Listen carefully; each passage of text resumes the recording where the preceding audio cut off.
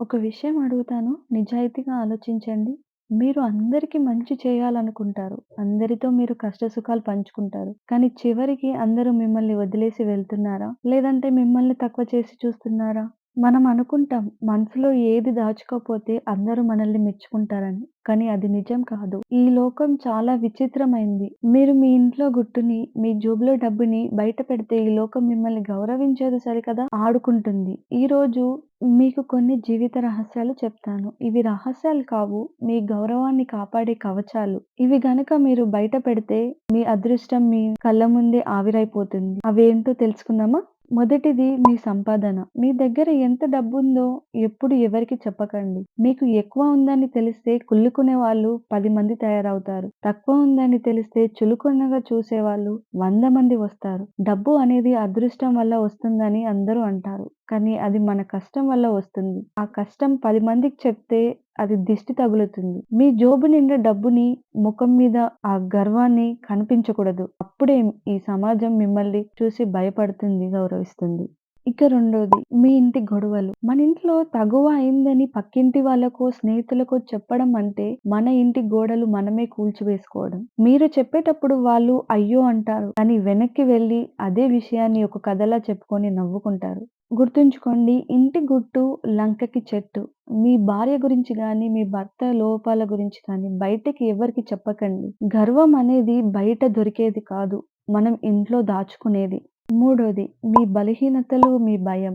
మీకు దేని వల్ల భయమో ఎవరికీ చెప్పకండి. ఈ లోకంలో మనుషులు చాలా తెలివైన వాళ్ళు. మీరు దేనికి భయపడుతున్నారో తెలిస్తే సరిగ్గా అక్కడే మిమ్మల్ని దెబ్బ కొడతారు. మీ బలహీనతని మీ ఆయుధంగా మార్చుకోండి కానీ పక్కన వాడి చేతికి కత్తిలా ఇవ్వకండి.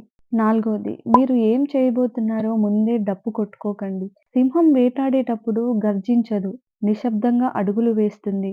మీరు సక్సెస్ అయ్యాక ఆ శబ్దం లోకమంతా వినబడాలి. అంతే తప్ప నేను అది చేస్తా, ఇది చేస్తా అని ముందే చెప్తే మీ మీద దృష్టి పడుతుంది. అడ్డంకులు పెరుగుతాయి. ఇక ఐదవది అత్యంత కీలకమైంది. మీ గతంలో మీరు చేసిన తప్పులు లేదా మీకు జరిగిన అవమానాలు. మనందరి జీవితంలో కొన్ని చీకటి కోణాలుంటాయి. ఎవరికో ఒకరికి మన మనసు తేలిక పడుతుందని ఆ పాత విషయాలని చెప్పేస్తుంటాం.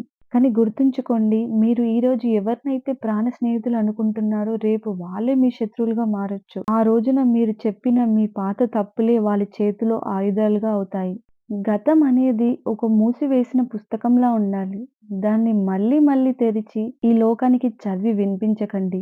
మీ పశ్చాత్తాపం దేవుడికి తెలియాలి. మీ మార్పు సమాజానికి కనిపించాలి. అంతే తప్ప మీ గతాన్ని అందరికి పంచకండి.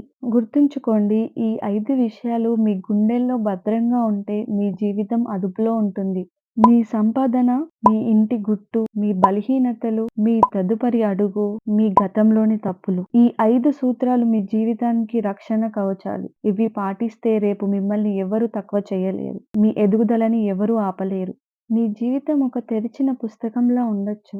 కానీ అందులో కొన్ని పేజీలు మీకోసం మాత్రమే కొట్టేయించుకోండి. అప్పుడే మీ బతుకు రోడ్డున పడకుండా రాజా మార్గంలో సాగుతుంది.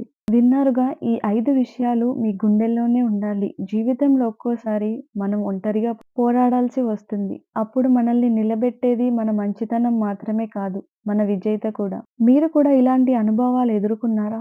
ఎవరికైనా నమ్మి చెప్పి మోసపోయారా? ఏమైనా ఉంటే కామెంట్స్‌లో షేర్ చేయండి. మన కథలు బై రమ్య ఛానల్‌ని సబ్స్క్రైబ్ చేసుకోండి.